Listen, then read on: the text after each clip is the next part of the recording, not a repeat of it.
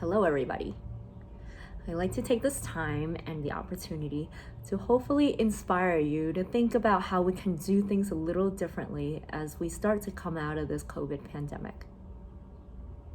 This pandemic has created a space for us to pause, reflect, and take stock of what we really want in life. It's time to evaluate all the things we used to do now that we are surviving without access to so much of it. Normally, we go through the rigmarole of life, simply maintaining the structure we have accumulated for ourselves over time, falling in line with structures which were created for us. We wake up at a certain time, go to work at prescribed hours, eat at regular intervals, drop the kids off, pick them up, do some personal hygiene/maintenance, and then use whatever time we have left for sleep and rejuvenation. As all of these patterns have just experienced a complete upheaval, it's clear that whatever habits we have had has been eroded. As the world is starting to come out of stay-at-home orders, it is important to consider what we really want for ourselves and to question the validity of our old patterns. We are experiencing a universal hard stop in our lives. This is fertile ground to plant the seeds for a future we envision for ourselves and the planet. If you don't have a vision, it's time to start now. It would be a great loss to let this opportune moment slip by as a blip on the screen, only to return to the old matrix we spend so much energy complaining about. We've all seen how the earth has been healing itself in this short time. Pollution, smog, and heavy manufacturing cities has cleared away and blue skies are showing itself again. The canals in Venice are clear and wildlife has returned in some areas. There's nothing in nature that doesn't heal. This is a universal law. If you have a cut on your hand, everything in your body works to immediately go and heal it. This applies to us not only physically, but emotionally as well.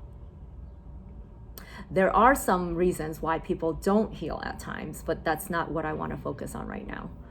Instead, I want to focus on how much like the planet, this is a time for us to heal internally and emotionally. We need to do this in order to create what we want for ourselves. What do you want to create for a new society? If you can tap into that authentic part of you without the pressures of external social conditioning, parental expectations, and years of unconscious patterning, what would you want? What does that inner child within you daydream about? We're all here for a purpose to contribute in some way. It doesn't have to be grandiose, and oftentimes it's not even recognized. But we do all have a mission. This is certain. I know this because we are so inherently powerful if we allow ourselves to be. We wouldn't be gifted with this power only to squander it. The power of your words can affect someone's life forever. Imagine someone's life had they grown up hearing the words, "You'll never be good enough," or "You'll never make anything of yourself," versus someone who was told every day, "You are smart, you are kind, you are beautiful, you are worthy, and you are loved." There's even power in not using your words.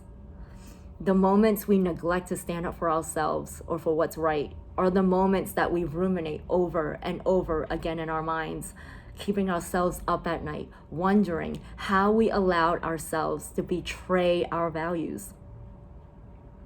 If our words alone are so powerful, imagine what we can do when we put our thoughts into action. What actions will you take within yourself to shed the old paradigm?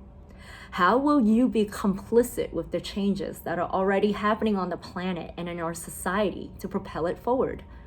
Will you use the power that you possess to work through old negative stories in your head so that you can get past your own limitations to serve in the best way possible? Having this potential, is it not our duty to stand up to our fears with courage so that we can go within to do the painful inner work necessary to transcend emotional wounds? Because these wounds are holding you back from remembering who you truly are. I ask these questions not because I'm here to sound holier than thou or to spread fake positivity, but because these are the questions I challenge myself with every day. And I feel that some of you might be able to relate to it. Do I have the courage to speak about my experiences, to make a difference in even one person's life? The voices in my head are saying to me, who do you think you are? What gives you the authority? What will they think? I consider all the people out there who are wiser, more spiritual, and much more powerful in their use of their words and their will. And I compare myself to them. Why bother, I ask? What do I have to contribute with my little introverted voice? To this, my higher self says that I have a unique set of perspectives and experiences that is worthy of sharing. If it touches even one person's life, you need to get over yourself and speak your truth. Focus on what you want to contribute to and stop worrying about how it looks. What changes do you want to see in the world? And how does this external change require additional internal changes within you? We're giving our power away by defaulting to the structure society has set up for us versus creating the structure ideal for us. Now that we are re-emerging and redefining some things, it's time for us to take our power back to create what we forgot we wanted all along. We are not victims of our circumstances, as much as we may believe. Regardless of the situations we find ourselves in, which we feel we have no control over, we always can choose our reactions and our perspectives around it. Never before has human connectivity and the oneness of the planet been so obvious. Do not dismiss the impact one individual can make.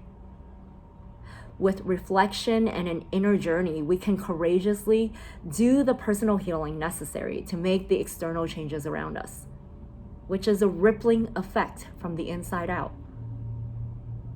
You've likely heard the Gandhi quote, "Be the change you wish to see in the world." But he never actually said it that way. Over time, people have condensed it to this pithy saying for convenience. But the closest verifiable remark we have from Gandhi is this: if we could change ourselves, the tendencies in the world would also change. As a man changes his own nature, so does the attitude of the world change towards him. We need not wait to see what others do. His actual quote is much richer in that it tells us how we can be the change we want to see in the world. It is by changing our inner nature. And the time is now. We can no longer defer this power to others. Thank you.